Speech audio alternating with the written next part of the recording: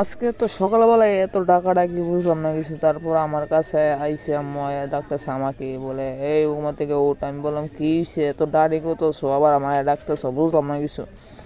তোর বড় ভাই শরীরটা বেশি একটা ভালো না, তুই দোকানটাকে খোল, তোর বড় ভাই মন চাইলে দোকানে আসবে বা তুই দোকানদারি করবি।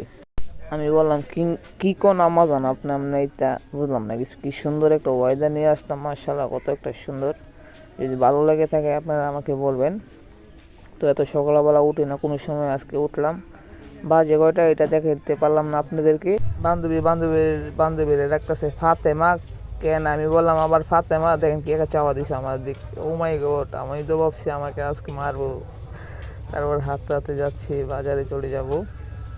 একটু সামনে আমাদের বাজার, একটু হাঁটাহাঁটি করতেছি, ওয়েদারটা দেখতেছি।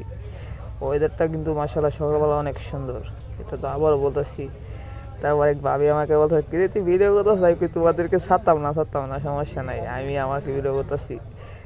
ওকে, যাও তোমরা যাও, সমস্যা নাই।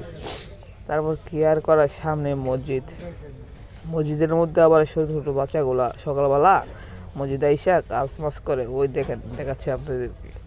আমি ডাক দেওয়ানে ওরা আমার এই দিক তাকাইছে। আবার 2 তলার উপরে হুজুর আছে, তার জন্য কিছু একটা বলি নাই, ওরে বায়ে বাতিজা লাগে। তারপর হুজুরকে বললাম, হুজুর কি অবস্থা, হুজুর একটা আইস দিল। আমি হুজুর হাসিটা অনেক ভালো লাগলো, ঠিক আছে ওকে, কিছু বলেন না, ধন্যবাদ না বলার জন্য। তারপর হাঁটতাছি কী করবো। তারপর বাজারে আসলাম, বাজারে দেখেন বাজারটা কত একটা সুন্দর লাগতেছে। সব একদম ফাঁকা, কোনো গাড়ি জ্যাম নাই, একদম খালি বালি, কিন্তু ভালো লাগতেছে। দেখছেন সকালবেলা বাজার কত একটা ফাঁকা থাকে, সব শাটার কিন্তু নামানো, দোকানে এখনও মানুষ আসে নাই। আমি আমি তো ভাবছি আজকে আমি পানপুটির মধ্যে ফাঁস হয়ে যাব, ঠিক আছে, কারণ আমি সবার আগে আইবুসি বাজারও আমি ভাবতেছি এটা।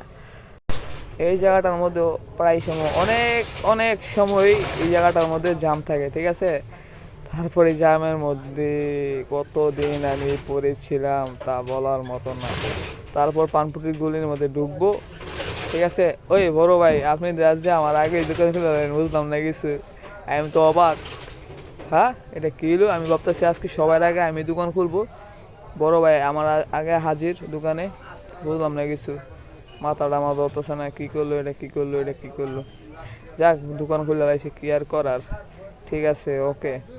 আমিও এখন দোকানে যাই, দেখি কী হতে পারি। একদম ফাঁকা বাজার, ওই যে আরেকটা দোকান খুলে লাগছে, বুঝলাম না কিছু। আজকে কি আমি দেরি করে আইলাম ঘুমা থেকে উঠে, বুঝলাম না। এই যে বিসমিল্লাহ পানের দোকান, সলিমগঞ্জ বাজারে 1 নামে চিনে, আইসা বললেই হবে, চিনাই দেবো।